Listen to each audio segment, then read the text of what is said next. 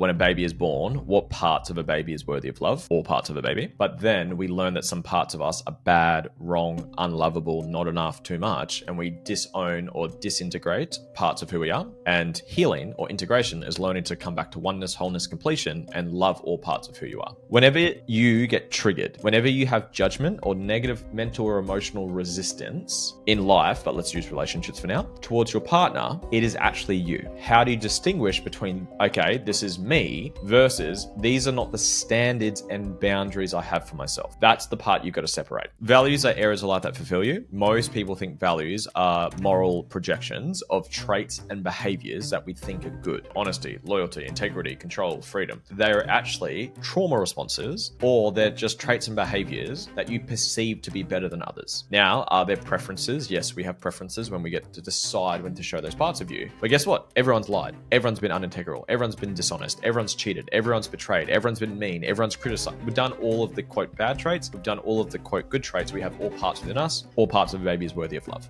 Values, soul's values, are areas of life that fulfill you. What society projects as values are just set of traits and behaviors that we think are better than others. Lewis Huckstep, welcome to the show. Brother, thank you for having me. And mate, I just enjoyed our little chit chat before we clicked record. So I'm excited to see where this conversation goes. Yeah, I said it to the guest the other day who was in the studio. I said, like, the number one goal of podcasting, and I'll see what you think, is actually being able to translate the pre-episode conversation authentically into the episode once it clicks record. Mate, just a genuine, authentic, honest, open, transparent chat, man. That's my language. Love it. To start with, if someone, I was thinking about this, right? And I was like, if we had a panel of people sit, like, let's think of Shark Tank, right? Shark Tank for personal development coaches. If there was a panel of judges, let's say 3 judges, and you had to sell yourself, basically. You had to sell your coaching services. If you had 30 seconds to 1 minute to sell yourself, how would you do it? That's funny. I love Shark Tank, and I've pictured, if I was to go on Shark Tank, how would I pitch myself? So I've actually had these thoughts that I haven't shared with anyone. What I would do, I'd ask the sharks, please close down your eyes. And I'd say, sharks, go back to the earliest memory you can think of and think of the young version of you. Now think about all the challenges, problems, lessons, and failures you went through to be the human you are sitting in front of me today. And imagine if you could gift all those lessons to the younger version of you at that age. How much further would you be? How much more experience would you have? How much more impact would you have? Because did we learn this through the traditional education system? Absolutely not, right? So my mission is to show and gift people with the tools and awareness and practical processes to actually help people discover their gift, know who they truly are, give it back to the world, work through their internal shit that's stopping them from getting there, and actually make it super practical. That's what I'm here to do. So I've actually kind of walked through that a couple of times. I love that. So I guess one of the powerful things about frameworks is it allows you to collapse time quickly, right? Like, you're able to, because I think a lot of people don't do the work, but when people do the work, it can be inefficient, ineffective. And so would you say that one of your processes is trying to collapse time as quickly as possible to get to the root cause so that people can actually integrate these past experiences into their life? I haven't thought it through that lens before, but I would say, I guess, unconsciously, there is that benefit to it. I haven't said, hey, how do I collapse time to do this? For me, I default to what is the next step to move forward. So as we mentioned before we click record, like diagnosed with autism, Asperger's, ADHD, anxiety when I was younger. So I was always someone who I didn't understand. I struggled to learn things, and I struggled to understand vague terms, and I always wanted to have a bit of structure so I knew what to do next. So for me, it's like when I hear people talk about like shadow work and integration work and healing, trauma, perceptions, blah, blah, blah, insert whatever tools are out there. It's like, okay, well, what does that actually mean? And tell me, if you can't teach it to a 6-year-old, you don't know it well enough. So I like things to be simple, to be digestible, but then I like, okay, what do I do now?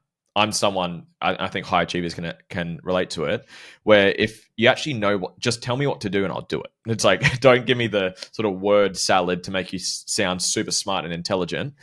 Just tell me, what is it in simple terms? Tell me what to do and I'll go do it. So I had a friend of mine, actually, I played football with him years ago. It's funny. He's reached out to me. He kind of looks like a bikie, and he used to be a bikie. He reaches out to me every 6 months saying, "Bro, my relationship's about to end. She's about to leave me. I need some help." And I'm like, "No worries, man. Here's what to do. This is what," blah, blah, and disappears. Don't hear from him. 6 months later, he does the same thing. He did it again 2 days ago, and I said, "Brother, here's the tool to heal through it. I have my balancing process. It's a version of DeMartini. It's like a simplified, more simple version than DeMartini." And I said, "Bro, just do this. Here's the link. Open up, start, do it." And he messaged me yesterday, "Bro, this is so good. I wish you showed me this ages ago." I'm like, "Mate, I tried to get you to do it months ago, and you wouldn't do it." So for me, it's like, what's the step to actually move forward? Because if you don't do it, it's just mental masturbation. It's kind of like, you're just learning all this stuff. You're listening to the podcast like the listeners are right now, which is awesome. Keep doing that.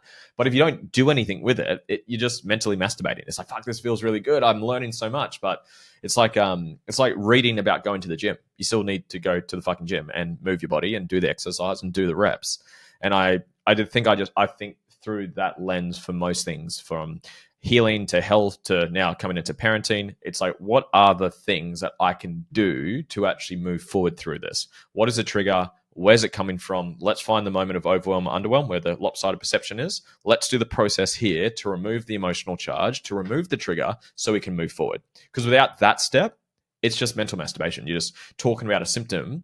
And for a lot of, I guess, traditional therapy and medications is you're just masking a symptom. You're not addressing the root cause. So I'm very much, let's go straight to the root cause. Let's do a process on it so it's cleared, healed, or integrated, and then we can move forward. That's just how my mind works. I think one of the reasons I loved the mental masturbation when I was starting self-development, and why I think it's so useful, is it does give like a roadmap of where you're going, because there is so much uncertainty when you're stripping back these layers, and it gives you a bit of a roadmap. But then if you attach too tightly to that and don't actually integrate any of the things that you're learning about yourself, then, like you said, you're still living in your mind. And yeah, something I want to talk about is the simplification of these abstract spiritual terms. So obviously when you were saying you can't explain it to a 6-year-old, right? Like that's obviously the Feynman principle, which I love, like from psychology, Richard Feynman. And it's like this ability, like if you can't explain it or teach it to a 5-6-year-old, then you don't understand what you're talking about. And I think a lot of people I've encountered across the journey, like how they're explaining these things that they teach, it can be quite complicated and people can get lost in the language. So how important do you think it is for people to actually understand what they're talking about, to actually engage with the material? Because there is a lot of the people who are the coaches and teachers can be quite intellectual, quite intelligent, but that probably turns away a lot of the people who really need this work. And a lot of it is demonstration of intelligence, which is actually them just stroking the ego to make them feel seen as someone who's smart and enough and all those things. Best mate, his name's Mason. I mentioned like a lot of my stories of shit.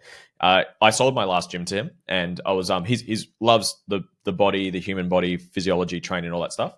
And whenever I got like some sort of slight body issues, I'll go to him. Hey bro, what do you think about this? How would you solve it?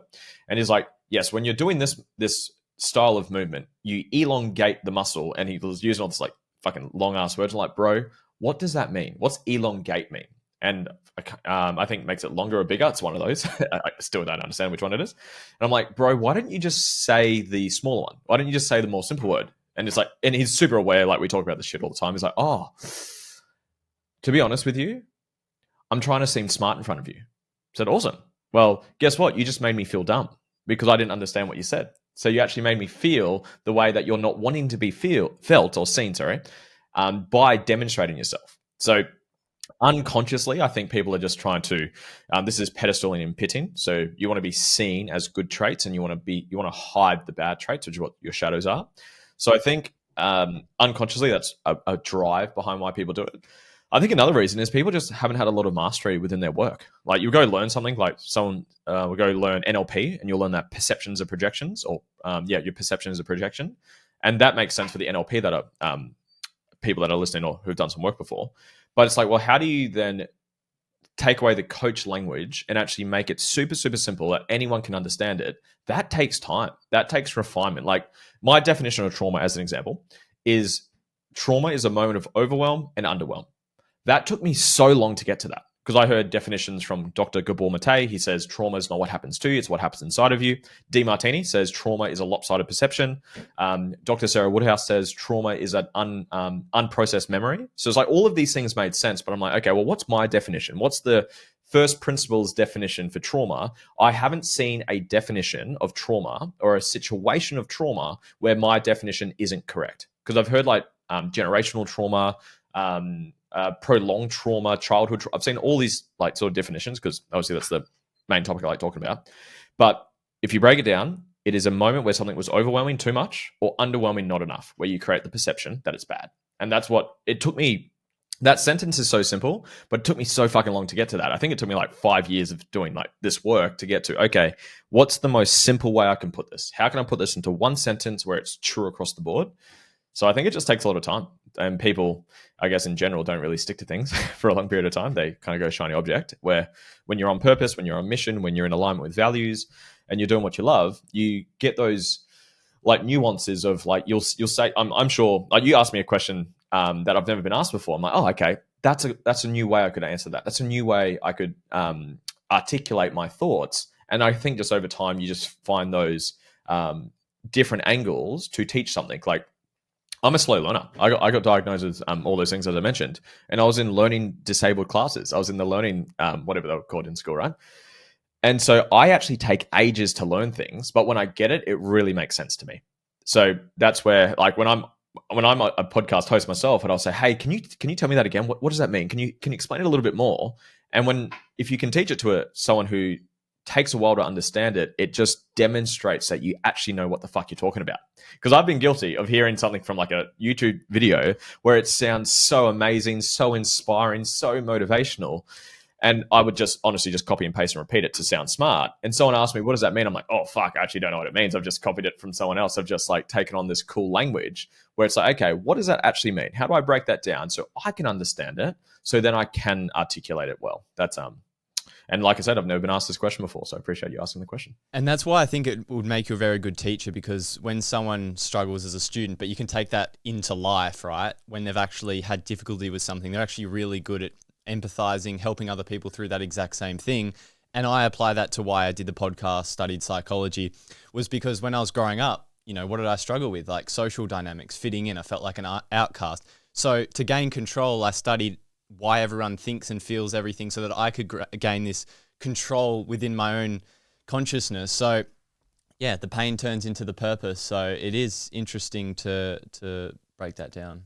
Yeah, mate, you sound very similar to me. Even like when we first jumped on to record this, you just energetically feel very similar to me. And it sounds like you've got a similar wound to me of being misunderstood. So when people feel misunderstood, they want to learn how to understand themselves and help other people understand who they are. That's a bit of a journey that you're on, right? 100%, 100%. I wanted to introduce this idea called the Barnum Effect, which you said you hadn't heard of. It's like a concept from psychology, and I sort of utilized it. You actually utilize it in your content with probably without realizing it. That goes really well. It happens in horoscopes, right? It's this broad terminology, and people interpret it and they make themselves. They think it applies to them, which it does, but it makes them feel like it's speaking to them because they're sort of vague. They're sort of vague, abstract terms, as in like, you know, for example, a lot of this content that you go through is a universal experiences. So people are always going to interpret the message through their own lens. And I did a bunch of these things on TikTok, actually, like these according to psychology videos, and like some of them just absolutely blow up because people think it's speaking to them, which it is, but they're interpreting it. So they think it's like the horoscopes, which are like, say these vague things like, this is going to happen in your day. And then you start to like, oh my God, this happened. Like the horoscope is predicting my future. So how do you integrate this idea of the Barnum effect? Because your message, your teachings are really good at simplifying things, but how do you balance that tension with the fact that like a lot of these things are universal experiences, like being, I guess, dealing with fear of judgment, common experience, a relationship with our parents. Like how do you find that tension between the things that we all go through, but like the personalization side of it as well? I think honestly, this is not a strong suit of mine. So I am not that. Don't give myself a limiting belief. I'm getting better at speaking from other people's experiences. I'm generalizing, as in I haven't been that great at it in the past because I'm so like structure, step, step, step, step, step. So like sharing metaphorical stories or sharing vague examples is something I'm just, I guess, naturally hasn't been a strong suit of mine. I'm not the best storyteller. Again, I'm just saying past Lewis because I'm working on it. Like storytelling, metaphors, analogies are so powerful for piercing the unconscious mind to share a story, to embed beliefs, and to help people transform. But I'm like the teacher where I'm like step one, step two, step three, step four. That's my style of teaching. So I actually don't think I'm very good at it. So what I like to do to my style, to answer your question, is I would like to teach the foundation of it. Okay, this is what trauma is. This is what a limiting belief. This is how it plays out. Let me ask you some questions so you can actually figure out what yours is. So I do that a lot in my content with what's the one thing you dislike most about mum? What's the one thing you dislike most about dad? People will come up with answers. And whatever their answers are, those are wounds or traumas. And those are lopsided perceptions. And then I go a bit broader. Okay, great. This is what you were... So I'll conflict myself here. You attract your unhealed wounds and trauma into your relationships. That's why you attract the same person with a different face. Okay, that's quite vague. That's quite broad. Okay, that makes sense. Yes, I relate to that. Why? Let me break it down to you now. So I don't naturally go to that, but I think I'm just over time because I'll see other people do it. I follow other creators who talk about trauma and do inner work and talk about this stuff. I think Peter Crone's one of the best at it. I think he is one of the most articulate.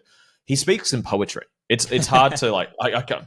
But the challenge I have with that is it's fucking vague. What does that mean? How do you unlock the quintessential expression of your soul's desire to unchain your unconscious limitations to embody the fullness expression of your soul's gift?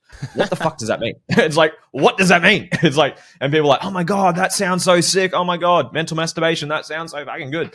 By the way, Peter is really good at then addressing limitations, but the way he speaks is so relatable to people. And I'm not that good at that. So I think I'm not very good to answer your question. I've learned a couple of things. Again, I'll just hear someone else. I'll hear what Peter says. I'll hear what Tony Robbins is obviously one of the goats. Demartini's kind of structured. He's kind of like me, so he's not the best at sort of storytelling. But yeah, I'm not very good at it. I'm learning to be better at it, but I like to zoom out sometimes and go broad, but then zoom in. Here's what's actually playing out. Now let's apply it to your life, and then let's do a process on it to actually address the root cause to it. Yeah, Peter Crone is a wizard with his words, and it's super interesting. But I find a lot of the stuff is like, a lot of his concepts are around like letting go, and they're sort of like it's an illusion of the mind, like all of these these emotions that we have. And I've seen him do breakdowns of people, and it's quite good. I find that I really like in the world how there's so many different modalities, because I feel like everyone resonates with different styles. Like I'm definitely someone who I love the DeMartini because it's structured. I even, whenever I'm struggling with something, right, like I'll ask myself a question like, how does this benefit me, or whatever emotion I'm going through, like I'm able to use that structure. Whereas I feel like I couldn't just be like, oh, let go. Like I find, even though I have that tattooed onto me, but like I actually... That's one I'm working on, right? The ability to like sit with things, but I've definitely been someone who just loves the sort of strong masculine energy of like, just do the fucking thing, do the work. Yeah. Love it. Well, I won't psychoanalyze you, but I would just look into the part I love that Peter talks about is how do you become okay or love all parts of who you are? So I use that a lot in my content is when a baby is born, what parts of a baby is worthy of love? All parts of a baby. But then we learn that some parts of us are bad, wrong, unlovable, not enough, too much. And we disown or disintegrate parts of who we are. And healing or integration is learning to come back to oneness, wholeness, completion, and love all parts of who you are. So how can you be okay with the part of you who can just let go and just, you know what, I don't have to super process this stuff. I can just be and breathe and be present. And then sometimes, you know what, I want to actually fucking integrate all that stuff. And how do you become okay with all of it? And I think the curse of intelligence or knowledge can screw with you if you can relate as well, where it's like, you know, the tools and you just overthink it. And where's it coming from? Where's the root cause? How do we balance this out? How do we integrate this? Versus, you know what, I don't have to do that right now. I can just take a breath and be super present and move on with my life. And how do you become okay with all of those techniques and modalities and parts of you? Man, that's a journey. I'm by no means perfect at that either. I've definitely got an undercurrent of nihilism where I just go like, that's my my existential side, where like if I'm really overthinking something, I just really my reference point becomes like, well, does any of this really matter? Like, and then I'm able to like, yeah, just be like, I can let go a lot more than I used to, because yeah, whenever there's self judgment, I'm quite aware like it's a distortion. Like it's whenever I'm holding myself to this invisible standard, I'm like, I know that it's all bullshit. Like, I'm quite aware, but then there's the feeling of it. And this is the thing, there's like the information of like, I know that I shouldn't feel this. And then there's like, how do I actually tangibly get myself out of that? And that's where I think the frameworks are quite cool, because they actually create a balance. That's where I like the DeMartini method. Obviously your method as well. Like the idea of like, allowing yourself, this is what I've framed consciousness as, like, this is what someone taught me, is like consciousness is information. So when you become more conscious, you become aware of information that's already existed inside of you, because we're so unconscious to different parts of ourselves. So I feel like when you ask the questions, you just become aware of what's already there, and it balances that perception. And that's what I do to myself, because I'm like, I'm not seeing reality as it is, I'm seeing it as I am. So I'm like, I ask myself the question, I feel like that levels me out a lot. Mate, I love your mind, brother. I felt it within 2 seconds of jumping on the chat with you. So, mate, we're speaking similar languages. I'm sure we've got some similar journeys that we've already gone through, and probably some similar ones we'll go through together. So, brother, I fucking love it. When you feel an instant spark with someone, what is your nervous system actually reacting to?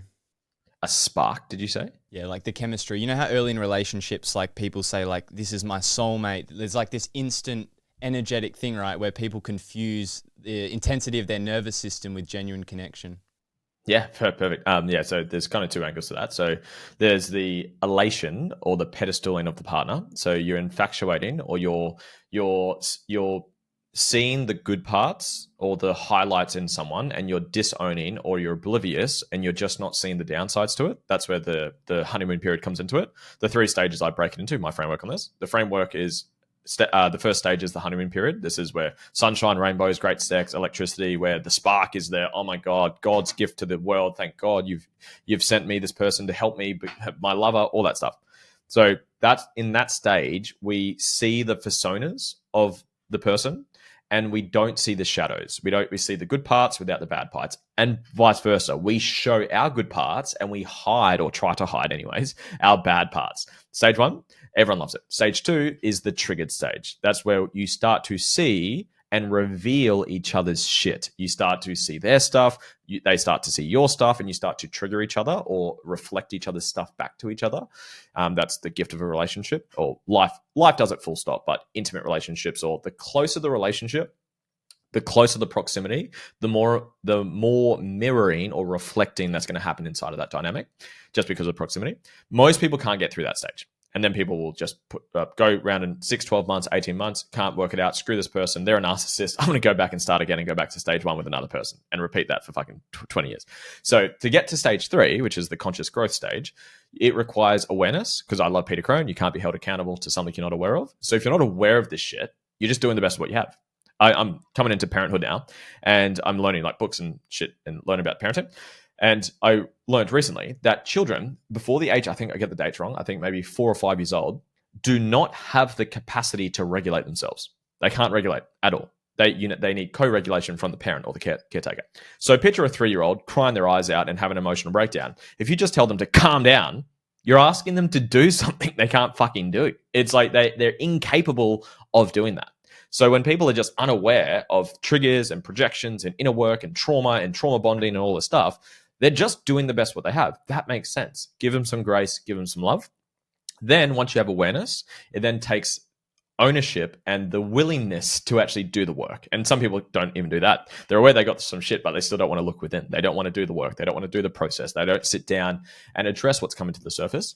If you can do those 2 things, you then get to graduate to stage 3, which is the conscious growth stage, where you and your partner consciously will reflect each other's stuff back to each other, whether you like it or not. It's just going to happen.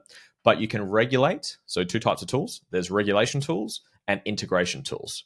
Regulation is when you get triggered, how do you come back to baseline and come back into your window of tolerance? Integration is actually balancing or removing the belief or doing the process to integrate whatever's shown up for you, to heal, address whatever the root cause is. And you do that in a healthy way. Now, can you still have the spark? Can you still have triggers? You have all parts of you in relationships. That's cool. But to have the long-term healthy relationship, you've got to get the awareness piece and the toolkit, and actually be willing to do that. So to answer your original question, when the spark is there, it can be you're just infatuated with someone. You're pedestaling and seeing the highlights without the downsides.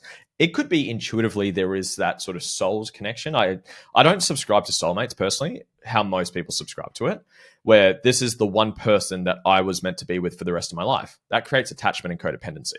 What if they treat you like shit? What if are you willing to set boundaries? Are you willing to walk away? What if they, knock on wood, pass away? I believe every soulmate, every person you ever meet is a soulmate because your souls have connected. You and me, brother, are soulmates in this conversation. Our souls have come together to connect, to bring this podcast to life and hopefully inspire some people around the world. It's like we are connected. Doesn't mean we're going to be together forever. Probably not. But we have connected in this moment. So that's, it can be, you know what, something feels really resonant and something feels really beautiful. And I'm attracted to this person in a healthy way. The discernment between ego and authenticity, that's a fucking conversation and a half. It's like, how do you discern, is this a trauma response? Am I just infatuated? I'm seeing all the beautiful parts, but I'm not seeing all their shit and la la la, which everyone has. Or is it, you know what, my soul, my heart, something just feels so beautifully right with this person. How do you discern between those two? Holy shit, that's a good question. And I don't think I'm perfect at that either. But that's probably the invitation for people to lean into. Yeah, I think that idea of like being able to discern between the infatuation versus like genuine, grounded, authentic love. For me, like what I've found over the journey with myself, because I definitely used to like put, women on pedestals and because of my own wounds, right? And I think for me, it relates to like the body and the nervous system, like how, like when I feel like it's genuine love, I feel a lot more grounded and present and not like as mind occupied. It's just the warm feeling of love. Whereas I feel like when it's infatuation, like it's genuinely like in my mind, like I don't feel it in my heart. Like I feel like I'm living in my mind and it's this idea of want, like I'm trying to satiate this part of myself. And I feel this, like I need to have it. Like you can't even like, it occupies time and space in your mind and you're trying to like satiate the part of yourself which you've disowned and then you're bringing them into feel. So I feel like that has been useful for me as like a reference point. Yeah, but you say things better than me, to be honest. So you will bring in those unloved parts of you to mirror back because you don't see things the way they are. You see things the way you are, as you mentioned earlier. And it could be that, or it could be, you know what, there's something that just feels really right about this person. And tune into your heart. To sort of give people a practical step to do this, take a big breath into your heart. What is your heart telling you? Not your head. Head for me is more ego driven, more identity driven. Heart is more authenticity in spirit, soul driven. So breathe into your heart. What does your heart want to do? What's your heart telling you to do? That's generally a good guiding light that I recommend people to use. And I feel like it's such a beautiful thing, relationships. They're the biggest teachers. Like I'd always have like people, think they're doing personal development. I say, mate, if you want personal development, get into a relationship. That's a personal development cheat code. I literally have that on my slides at my events. It says, so day 3, we do relationship day. We do skills day, and part of it is relationships. And I have it literally word for word. If you want to do real personal development, don't go meditate on a mountain for a month. Go spend a month with your family or get into relationships, because your relationships, the closer ones, they're the ones where your wounds generally are given to you, and they're the ones that they get reflected back to you. So 1000%, brother. Well said. Yeah, I love it. It definitely in my relationship in the last 3 years, like it's just been the greatest teacher. And I think a lot of people run away from that, right? Like it becomes external. Like I want to go into that. Like how does someone in the moment realize that they're projecting something onto their partner and the external locus of control, blaming them versus figuring out what to take responsibility for as well? Because there is a conversation around like, you probably get this criticism all the time. I've seen it in your comments where like it's victim blaming, right? When you have to take responsibility for everything. So like, how do you navigate that dance? I got you, brother. Great question. So triggers versus boundaries. That's the simple answer. So that's the simple question, or distinguish between the two. So how do you do that? So I like the quote, to the degree you resist reality is the degree that you suffer. I actually don't know who said that. Do you know who said that? Because I've just heard it 100 times. No, probably Peter Crone. Cronian drift. Yeah, it's somewhere in the ether. I love it, and I use it a fuckload. It's so good. So if it's not life threatening, it's just ego threatening, which is Peter Crone. I know that's him. And essentially, any resistance that we experience as human beings outside of real fight or flight. So perfect example. So my wife and I were sitting out just literally outside on our little deck and just having a chat, connecting. She's pregnant at the moment, and a wasp comes near us, and I'm like, fuck, if that fucking stings her in the belly, like that could fucking kill. I don't know. Don't know if that would do it, but instantly I got triggered into fight or flight. So that's normal. That's natural. That's resistance, but that's part of being a human and having survival instincts. So outside of real survival instincts, if you have resistance, judgment, triggers, shame, guilt, anger, anxiety, any negative emotional projection, feeling, or experience is you. We are projectors. Our life is a projection. This is what we said before. You don't see things the way they are. You see things the way you are. And how the mind works, as you mentioned earlier, it distorts things. It generalizes things. So Tony Robbins does this exercise a lot, and the listeners can do it, is look around your room and look for the color red. You can even look at my screen. Maybe there's some books behind me. Just look for red, look for red, look for red, look for red. Now close your eyes and look for anything that was blue. And then you will see more blue the second time. Why are you seeing more blue? Because you're fucking looking for it. But the mind will find things that are kind of red and call it red. Things that are kind of blue and call it blue to make yourself right, because you find things to reaffirm the beliefs that you have. So with all that sort of context there, whenever you get triggered, whenever you have judgment or negative mental or emotional resistance in life, but let's use relationships for now, towards your partner, it is actually you. Now, how do you distinguish between, okay, this is me versus these are not the standards and boundaries I have for myself? That's the part you've got to separate. I use a silly example. I'm in my office right now, working, doing a podcast. So I've got a boundary in place that when my door is closed, don't come in. So for my wife, don't come in. I'm doing my thing. I might be coaching, podcast, whatever. Say she barges in here right now and I turn around and say, get the fuck out. And I get really triggered. That's me. She actually just did something that reflected something in me. Inconsiderate, rude, stupid, dumb, whatever the trait would be, right? So that's for me to work on, because why couldn't I say, hey, my love, is everything okay? Anything urgent? No worries. I'm busy. Give me 10 minutes or give me whatever, 30 minutes we got left. So that it's the energetic, emotional way you respond. So if it's a reaction with an emotional charge associated with it or attached to it, that's you. That's your opportunity to heal and integrate and work on yourself and let go and do the work, versus, hey, look, this just doesn't feel right for me. I don't appreciate the way you did this. I'm trying to think of one we had recently. We're pretty good with our boundaries. Like, we communicate them pretty well.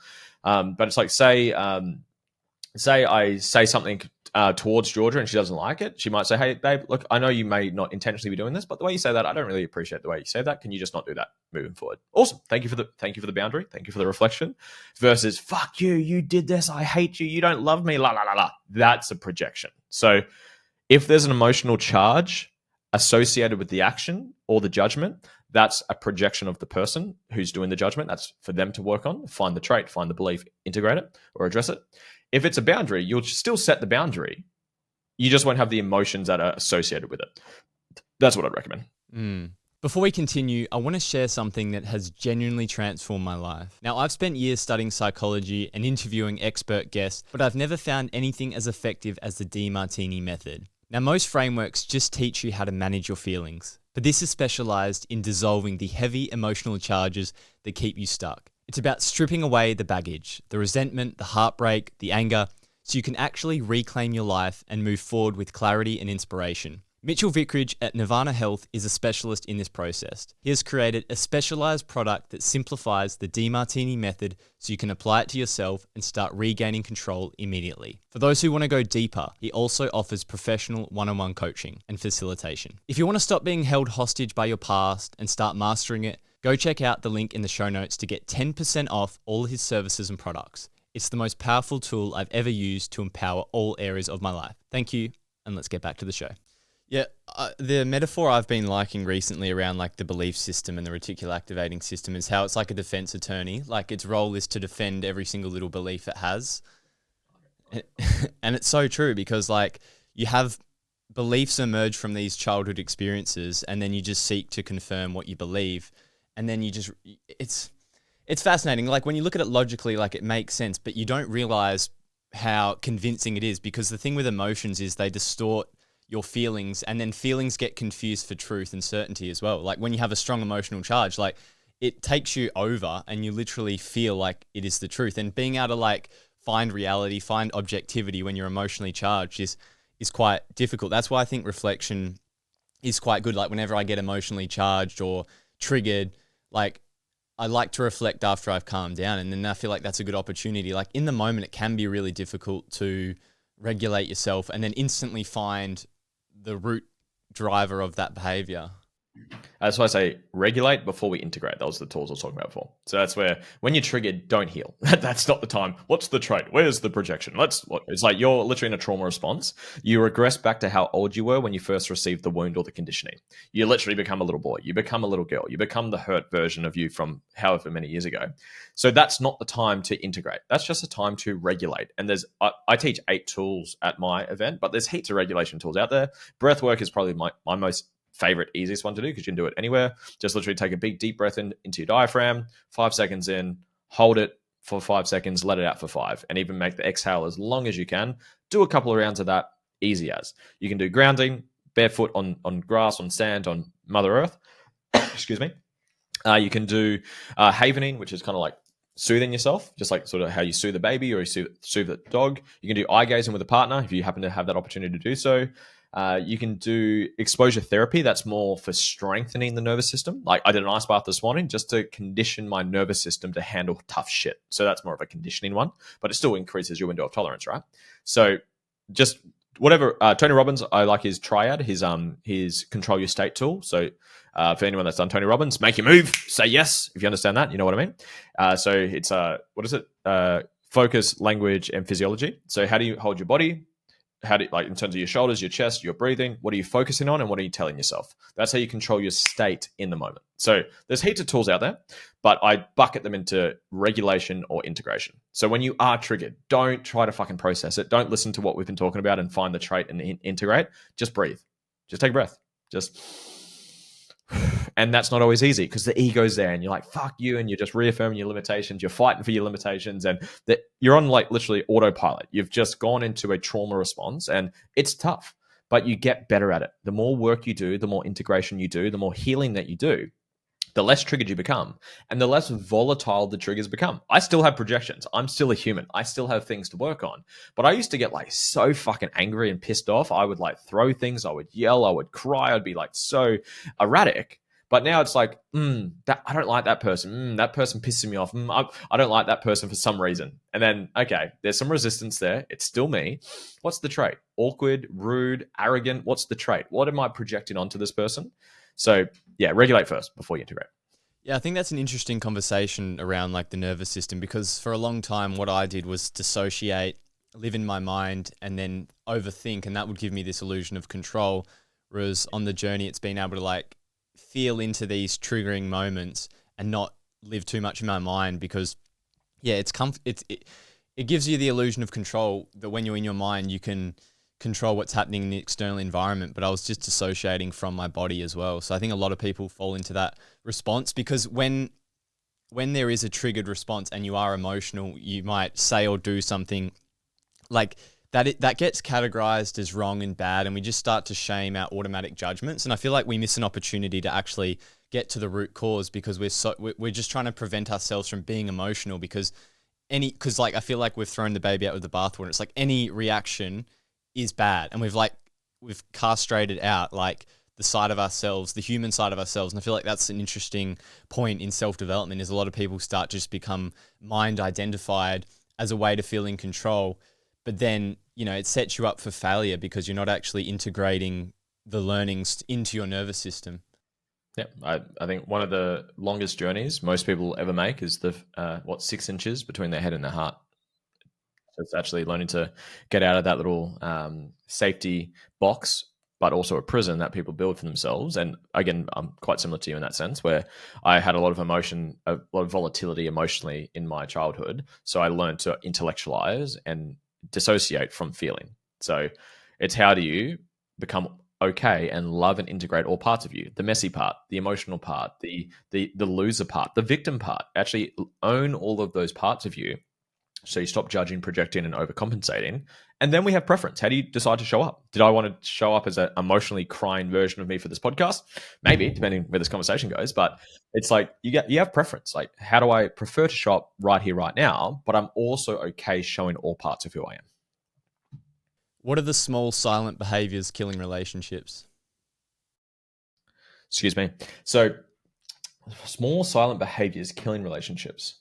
I'd say just I think foundationally most people's relationships are like they're set up to fail. Like people aren't clear on who they are, their values, their purpose, their mission, their vision.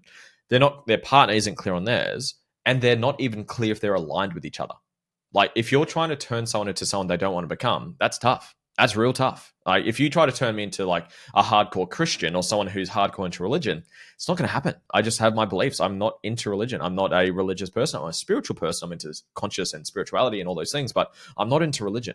So if I was with someone who wanted to date me, but they'll just trying to constantly get me to be someone I didn't want to be, that's tough. So I think let's assume that for this question and conversation that you're aligned with your partner, that you want the similar things, you want kids around the same time, the same amount of kids, similar aligned beliefs, you guys want to look after your health, like the non-negotiables are aligned. Let's assume that. From there, I would say learning how to communicate. I don't think people actually know how to communicate really well. I'm going to generalize and say men are not very well and great at communicating emotions. Like, hey, I'm feeling this emotion. This is why. That just simple action I've seen doesn't happen very often because, again, they just don't know how to. They got trained that men don't cry and showing emotions is weak and don't be vulnerable and suck it up and don't be such a pussy and all that stuff, right? So I'd say communication would definitely be in there. I'd say unspoken resentment, like say they do one thing and it's a 1 out of 10 and you don't want to be a dick to your partner, but it annoys you a little bit. It frustrates you a little bit. And then it happens again and again and again and again. And eventually it just bubbles up to this huge fucking fight. It's like that little snowball started small, but you just let it get so big until it imploded into this huge fight. So I think just having the safety, just say, hey, like, and this is a great question, everyone steal it and use it with your partners. Can I reflect something back to you? Not, hey, can I fucking give you some judgment? Can I criticize you? Can I tell you how shit you are? Can I just reflect something back to you?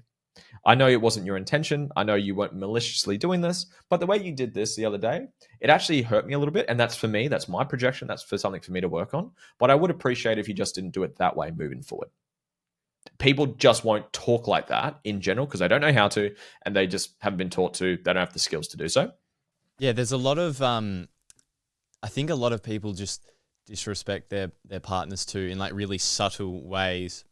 Like I think women can like emasculate their men quite a lot, and men can sort of easily do like a similar thing where they just disrespect their partner, whatever it is. I just feel like there's not a lot of respect for the autonomy of partners, and like just being like, that's another individual. It's sort of like, I don't know. I just find that that's one of the things you spoke about was unspoken expectations can become premeditated resentments. And I feel like because we don't respect them as an autonomous being, we don't have that dialogue, that communication to really set the foundations of the relationship. Do you think it's because people aren't willing to do that or prioritize that, or because they're not taught that? Let's say like if you were teaching in schools and you taught every person to do this, do you think how big of an impact do you think it would have? Like, are these just things that not like the majority of the population just doesn't understand? I think I don't have any data to support this, but intuitively I say yes. Like if you were, imagine this, if I could Thanos click my fingers right now and change the education system where we get taught how to regulate our nervous system and emotions when we become triggered and emotional, we learn how to communicate in a healthy, sustainable way. We get taught how to heal and integrate our shit that comes up. Imagine the impact instantaneously across the world. That's part of my mission. That's what I'm here to do. So I think, yes, 100% it would make a substantial impact. Would there be a percentage of people who just don't give a fuck and it's not their soul's destiny, and we could get all spiritual and vague here, to whatever, their soul's destiny is not to do this and they're going to reincarnate until the next lifetime to unpack their shit? Maybe, don't know. I have a belief personally that babies and humans are born with a good will, with a good heart, with a good soul. I'm yet to meet a baby who was born evil, who was born a narcissist. Well, we have all parts within us. We have the narcissistic and the altruistic parts to us, the good and the bad. So I believe wholeheartedly. Like I forget the. I'm going to go back and watch the podcast because I've referenced this podcast so often, but I forget the person who was on it. It was on Know Thyself, the podcast. You're probably familiar with it. And it was one of the guests. I just forget the guest name. And he got asked to come in and help out with the Israel-Palestine war that was going on. And he got asked to go onto one of the sides. I forget the side, so don't get political on me for the guys listening. He got asked to go in and help out and try resolve the war. And he went in there and he went to the schools And at the schools, they had 5-year-olds learning how to load guns and shoot guns, and teaching them that the other side to the war, they're evil, that we need to kill them. They are the devil. They are the worst people, and we must kill these people. No wonder the fucking war wasn't ending, and it's not resolving, because we're conditioning people to continue to do that. So I just wholeheartedly believe that people are doing the best what they have. I believe they're doing the best of their conditioning, their perceptions, their mindset, their everything they've been through is resulting in who they are. Now, are there sort of individual gifts, and kind of nature versus nurture conversation comes into it? Are there certain traits and gifts and parts of people that are expressed more in some people compared to others? I do agree with that, but it becomes when it becomes like to a level you can't really measure it so much. It's like, I believe purpose is an expression of your core wound. So you become who you needed, when you're at your lowest. And greater the pain, greater the purpose, greater the wounds, greater the wisdom. I believe all that. So with that, I help people find their core wounds, find what they needed back then, find how to give it back to the world, and find how to make money doing what they love. Making money doing what you love. So I believe that's a measurable way we can take people through, where some people say you're incarnated with your soul's purpose. How the fuck do you measure that? I believe in it. I see the truth to it, but it's hard to, I guess, track that. So I believe if we change people's conditionings, would it change the way people act and the world, how the world would be? 1,000%. Are there still going to be people who, I guess, go against it? Yeah, 100%. I would assume so as well. Yeah, I find it fascinating. The education system's another one that I think is just a joke, but that's another rabbit hole for another day. With relationships, I find like there's a friend of mine, or I use the friend, I probably should say acquaintance. I use friend a bit loosely when it's someone I've done a podcast with, but his name's Blake Roll Thompson, and he does relationship stuff, and he had a relationship check-in thing that I did with my partner.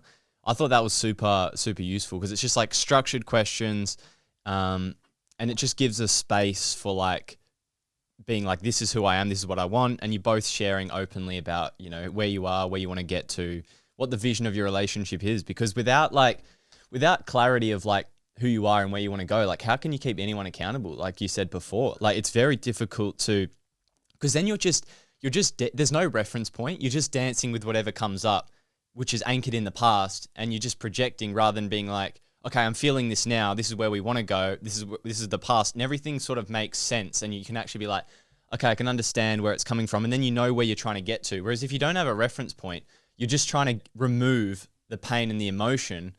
And it's a small subtle shift, but it's instead of trying to be a better version of yourself, you're just trying to remove a part of yourself. Yeah, and people try to love themselves by removing parts of, or disowning parts of who they are. That's not a fucking good strategy. That does not work. The analogy that came up, and this is like so unsexy to speak like this for relationships, but think of business. Like if you're hiring a team member for your business, you want to make sure they're clear on the mission. They're clear on where they're going. They're clear on the agreements, all their roles and responsibilities of what they need to do in order to work towards that. And you then share what you're doing as well to move towards that. It's like we're on the same page. We're moving in the same direction. So yeah, it's just making sure people have clarity. They know who they are. They know what they want. We're aligned. We're going the same destination. And then we come up with agreements on how we can both work together to move towards said vision, and then learn how to overcome new things when they pop up. So it's like we've had agreements when me and my wife first got together, and there's things that have popped up since then, and there'll be more things. Like I mentioned, like we've got kids on the way. Like there's going to be shit that I don't know. Like how do we, when something happens with a kid, like how do we address that? How do we overcome that hurdle? How do we work together as a team through that? And then is that our new agreement moving into the future? It's like that's where you work together as a team. But if you're fundamentally aligned, you've got your fundamental agreements in place, and you're willing to take ownership of your shit, you're in for a good chance. Yeah, and I think that's where having a process to actually go through it is super important, because it becomes like it's something that you could, this is why I called my podcast Timeless Mindset. It becomes timeless. You develop skills that you can use at any point in time. So when you're dealing with shit in 5 years, you're using the skills that you've learned years ago to integrate into that point in time.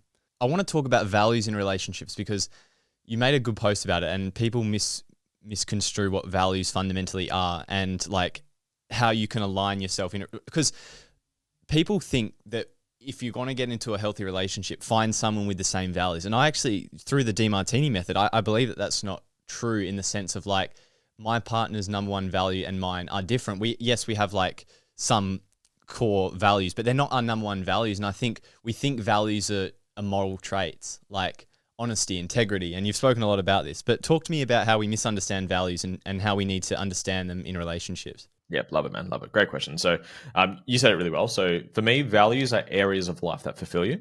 So there's a book behind me called The Values Factor. It's right there. So go read that. Top four books, fourth favorite book. So values are areas of life that fulfill you. Most people think values are moral projections of traits and behaviors that we think are good.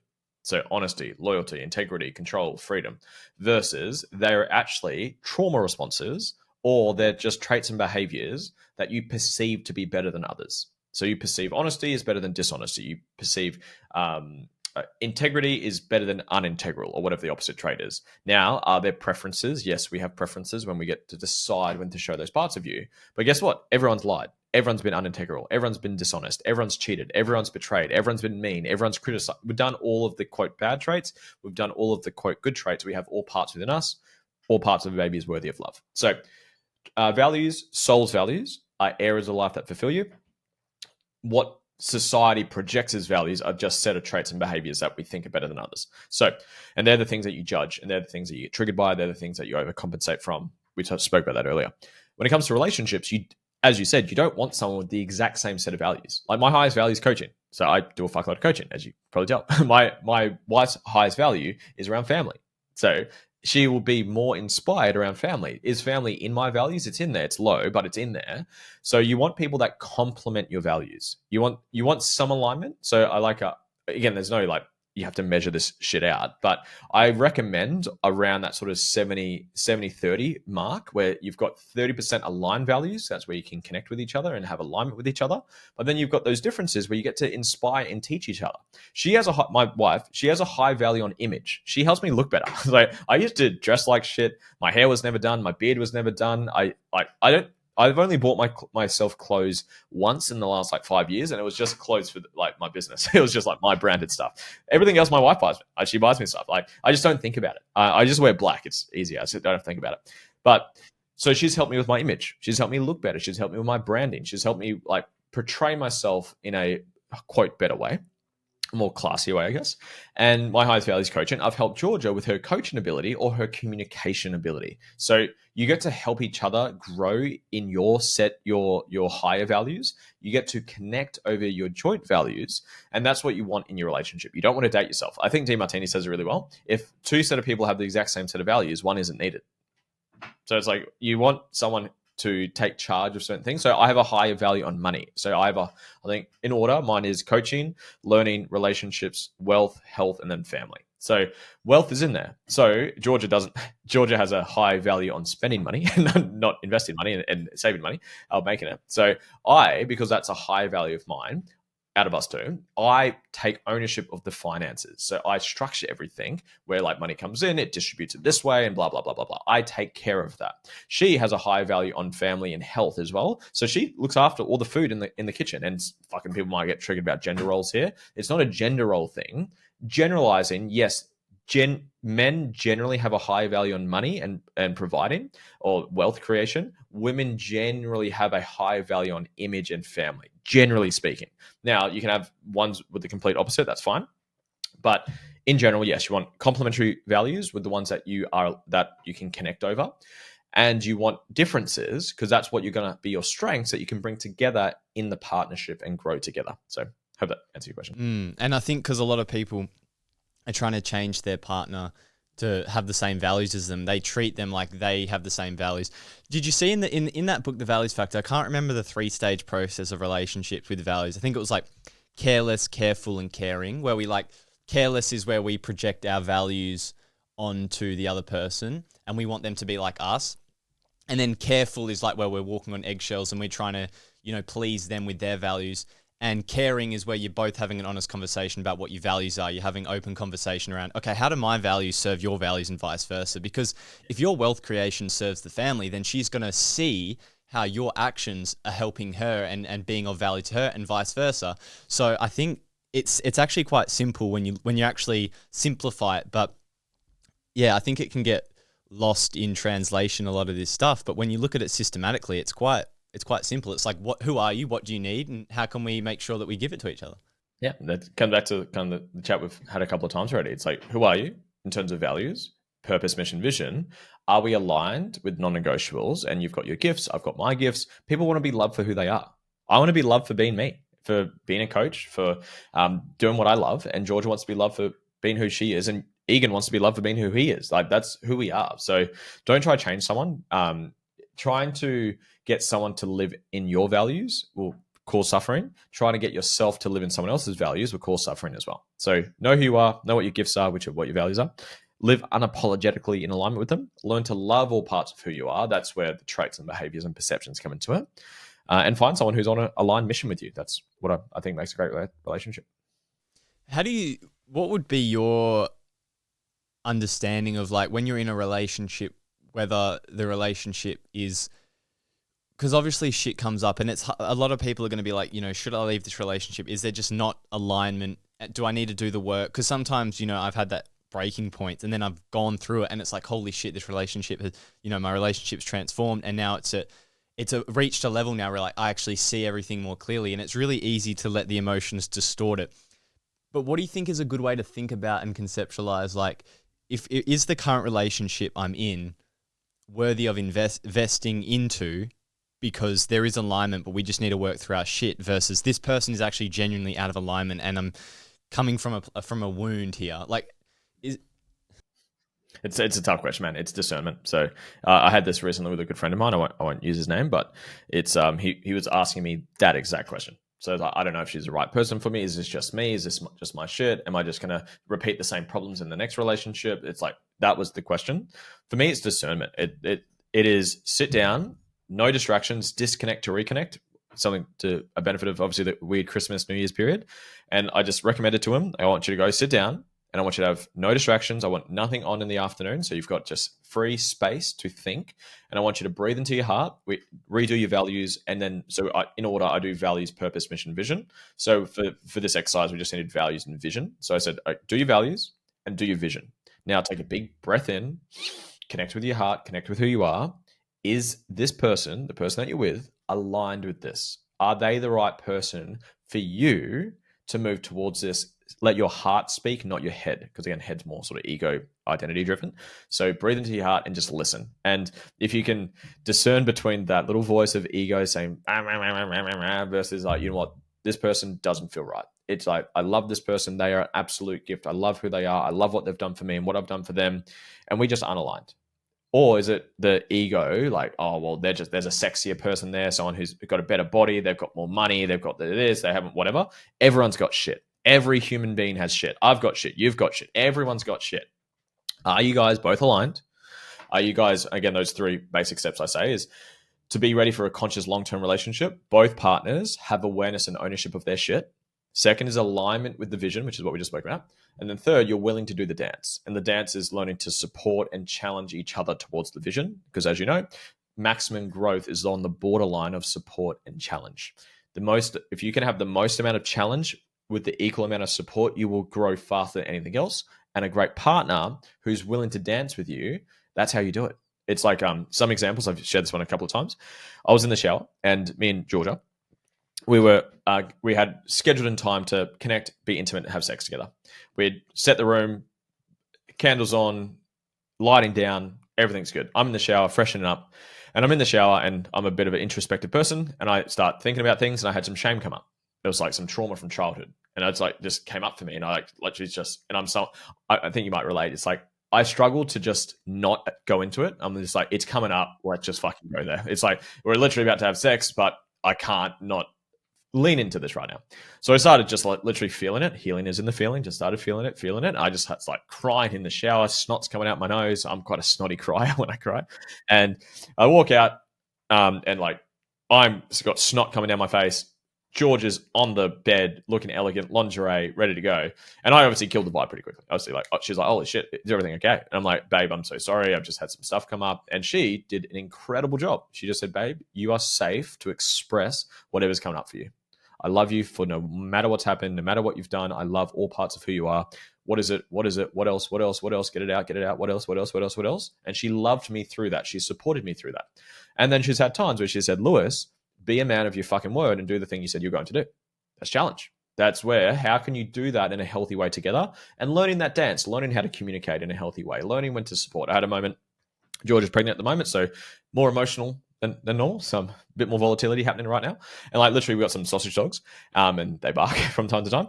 And she was just like overstimulated. That's just one way to put it. And she took me out to the bathroom and they just started barking like that tomorrow, having a fight with the next door neighbor. And she just started crying. I was in my office like literally right here and I could hear it. I just went out there and she was just overstimulated. I just held her, said, baby, just take a big breath in.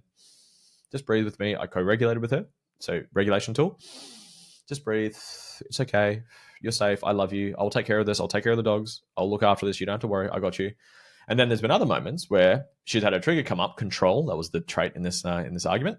And she got triggered and the same trait came up 3 times. So we have a rule where, or an agreement, where if the same trait comes up 3 times, go do a process on it.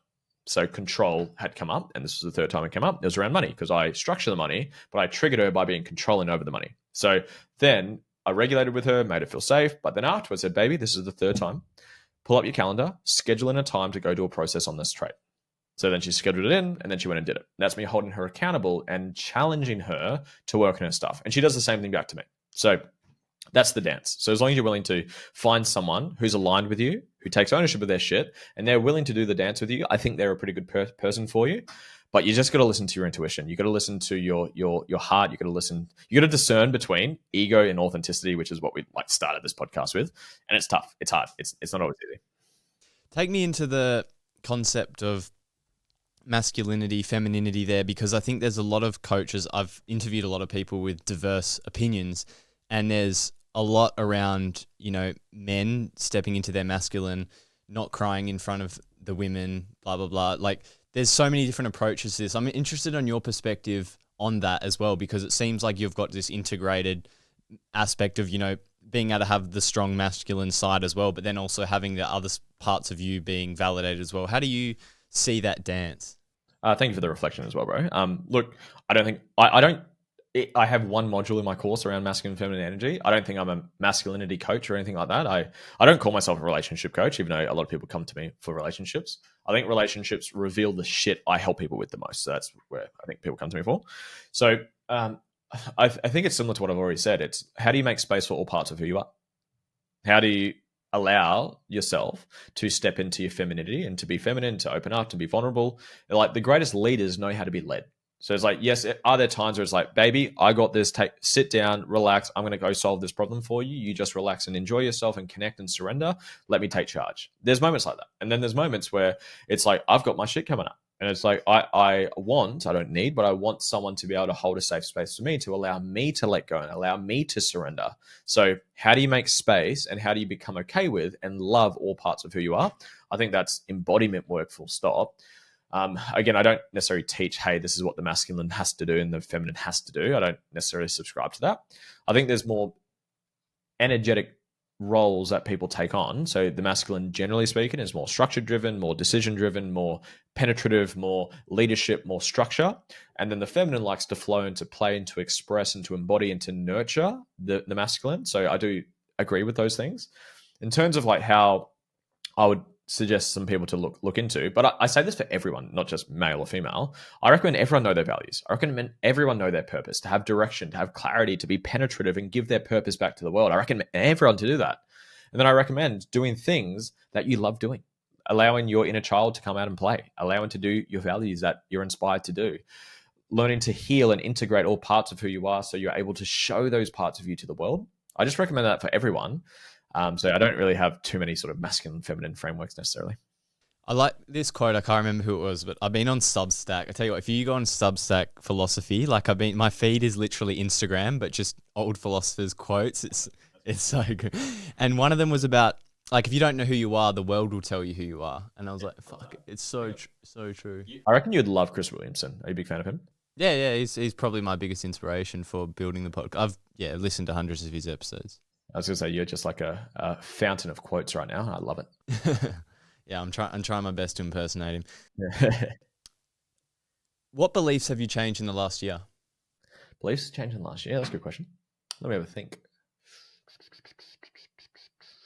I think it's like more of a spectrum of a belief. It's more business related. Like it's being able to let go of control more around business. So like hiring more people. So like I've just literally hired a new person for my podcast and just paying my team more and just giving more back to my team. What beliefs have I changed in the last 12 months? Again, it probably I just listened to Chris Williamson on Diary of a CEO. I just listened to it yesterday. Banger. And I obviously relate heavily with Chris as well with the overachiever. Like it's okay not to work. Like it's okay not to fucking grind all the time, even though it's literally December 30th and we're doing a podcast right now.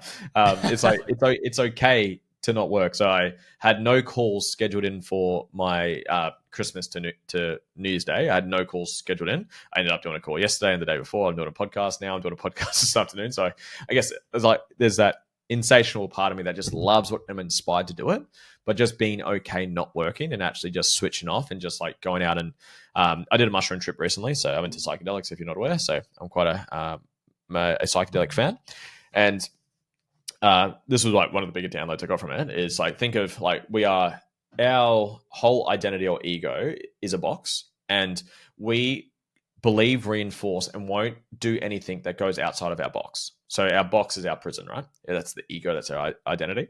And what I love about a psychedelic, it just kind of shatters your identity. It just makes it so remoldable and so changeable.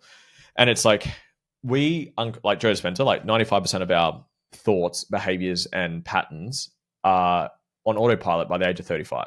And I'm 28 myself, but I'm getting closer to that age. And it's like the concept of like, you don't have to keep doing what you're doing. I know that sounds so simple and probably the most uninspiring quote people have heard, but you could move house. You could quit your job. You could do this. You could, it's like something for me, the super structured autistic part of me. It's like, I can't go do that at this time on a day. That's when I work. That's when I'm meant to be working. Well, guess what? You don't have to. And just that whole, like, you don't have to keep doing what you've been doing just because you've been doing it. Like just the break of, oh my God, I could, do this. I could start this. I could invest into this. I could stop doing this. I could start doing this. Oh my God, I don't have to keep living in my box. That was quite a big, it sounds like uninspiring, but it was just such like I don't have to keep reinforcing the patterns I've been doing just because I've been doing them for 20 years. It's like, I could just change. Like, holy shit, crazy concept. Like, that was quite a simple but profound little breakthrough for me. Yeah, they're probably the best ones I can give you right now. You don't have to keep doing what you're doing, Lewis Huckstep. Quote. Yeah, there you go. Put that. That's probably gonna. How many reshares will that fucking one get, right? So, yeah, it sounds like, and I'm not sure if you've done any psychedelics, but like in the moment when you have the breakthrough, you're like, oh my God, I've just discovered fire. Oh my God, this is so groundbreaking. And then like once you like sort of come down, you're like, was it really that groundbreaking? It doesn't sound, now that I say it out loud, it doesn't sound that great, but in the moment it sounded so good. But I still had the shift from it, which is what I wanted. But yeah, big fan. No, I haven't. But I think what's interesting from a intellectual standpoint is like, have you heard of Mary's Room, the thought experiment? Oh, it's basically this thought experiment. I forgot the scientist's name. I think it was in the 60s or something. Basically, it was this idea of a scientist being in a black and white room, and she basically was given all the information about color. So like learn all the properties, all the mechanisms about this is what it does to the brain, this is what it's going to look like. So all the intellect, but she's in a black and white room. She can't see any color. And then she steps out into the real world and sees color for the first time. And the question is, does she learn anything new? And I think it's all about the tension between information, mental masturbation, knowing all the intellectual side of something versus the in-person experience, the embodiment, the actual. And it's so interesting. Like I did a deep dive into the philosophy of it, and like, you know, I find that I'm a nerd with that stuff, but it was so interesting to reflect that back onto this, because it's like, there's like being aware of like the ego. There's like, it's sort of easy to intellectualize and understand, but like actually being able to feel egoless or be able to detach from it is like, that's why the cliches are the most powerful things in the world. But when you hear them, it's like, yeah, no shit. You know what I mean? But it's like actually being able to embody that is the gift. Fascinating.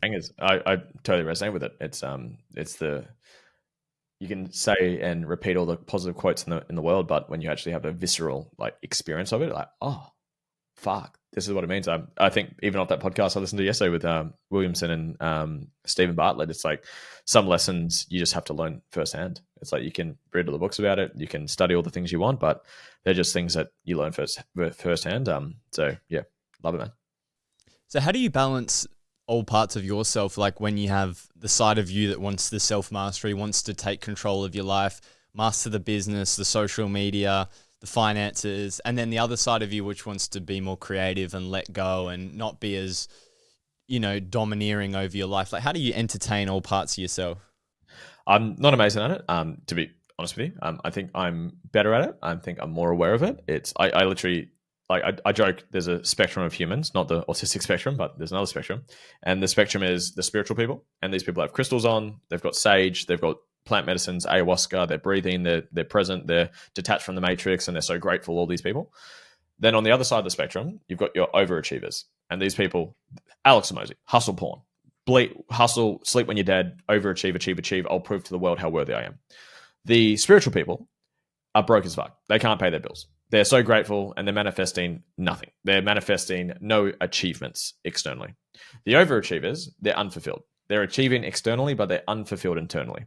My work is both. How do we have and embody and make space for all of those parts of who we are?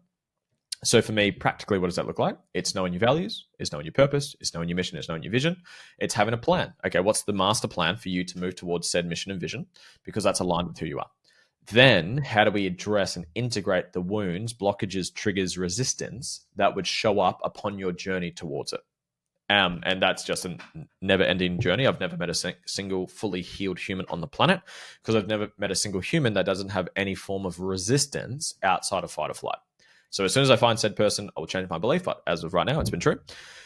And that's a journey. I've done 25 integration processes in terms of like DeMartini style. So like I've done holographics, which is another sort of version of DeMartini. I've done DeMartini itself. I'm a facilitator. I've done my own balancing processes a few times.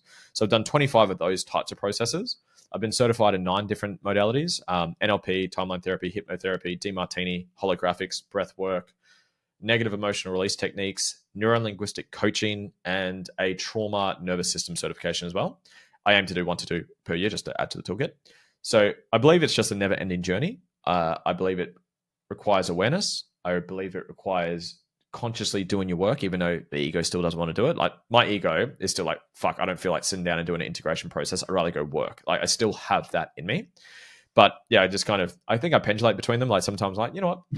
Nothing fucking matters. We're all going to fucking die anyway. It's like if you zoom out far enough, you can't even see the earth. All my problems are irrelevant. I'm so detached and, what'd you say, nihilistic? I think you said. Yeah. I like Alex O'Connor. If you follow him, his stuff's awesome. So I've been binging him recently. So it's like I go through that, but then I go through because I joke with the spiritual people. These people can't pay their bills. It's like you can't pay your landlord with gratitude. Like you need, in this world we fucking live in, you need money to pay your bills. Like my landlord doesn't want gratitude; they want money. So it's like, how do you again be in the present real world we live in, like sort of Alex Hormozi, like practical step, action, execution, fuck your mood, follow the plan attitude. How do you have that, but also make space and allow the part of you that is totally present, doesn't need to work to validate themselves to prove that they're worthy for mum and dad and whatever. And that comes back to knowing who you are and doing the integration work. So I'm not perfect in short, but I think I'm a lot better.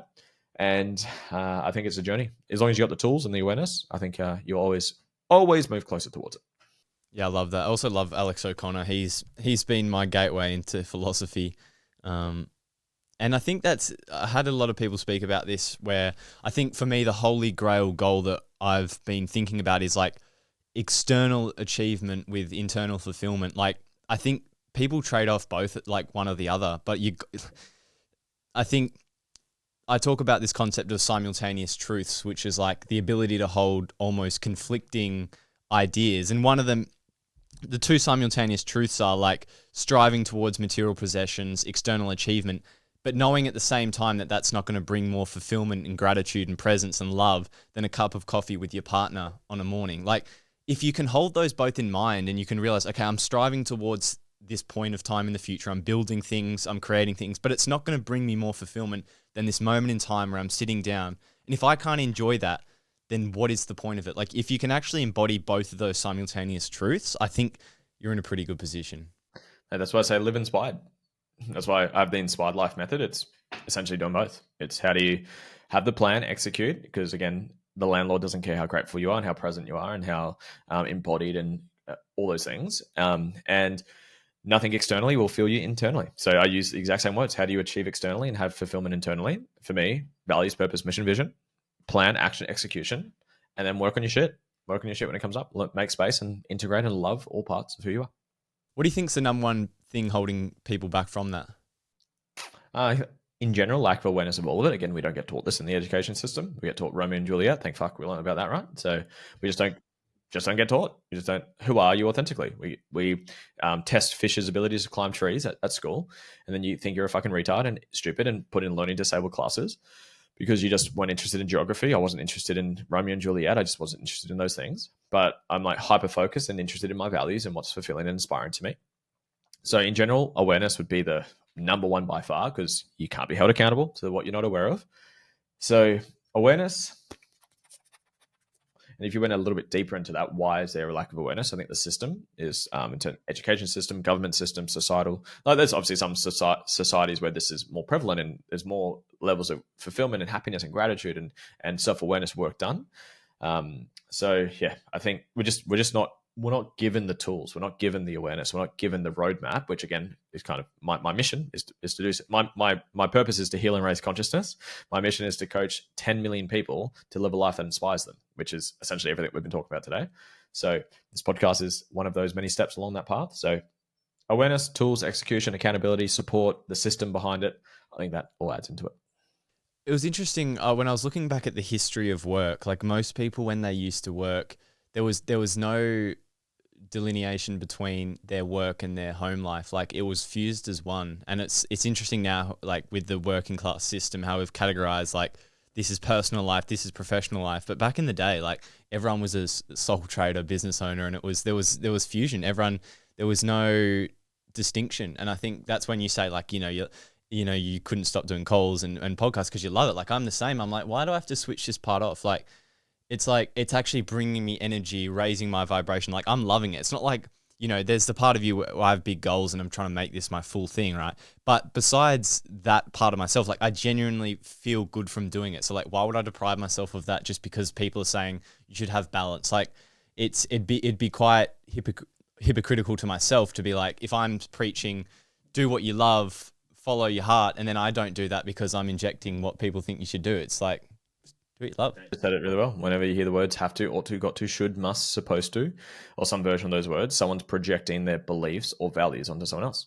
It's like, you shouldn't work. Why not? According to the person that doesn't want to work. So it's like, that's why I like Hormozi from that angle, because he's like unapologetically himself, which is great. He's like anti-trauma though, so I'm not a fan of his views on that. But know your values, live to them. It's like, if you're inspired to be here, I'm inspired to be here. So I'm fucking here. I'm inspired to do the work that I do. And then how do you then monetize it? And that's where the skills and strategies and Hormozi would come back into the conversation, where it's like, okay, how do we actually commercialize this and make the value exchange fair and make it a way where you can actually live and pay your bills off it? So yeah, again, it's blending those two, hustle, porn, and spiritual worlds together. It's a bit of a project that I've been working on for a while.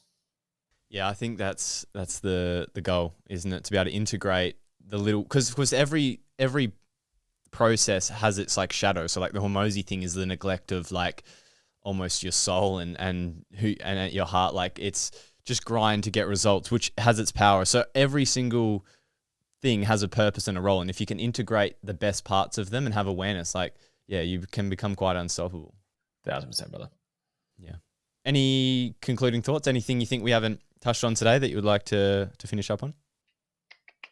Not really, man. I love I can see where you're going, which is really cool. Like you're a student of the game.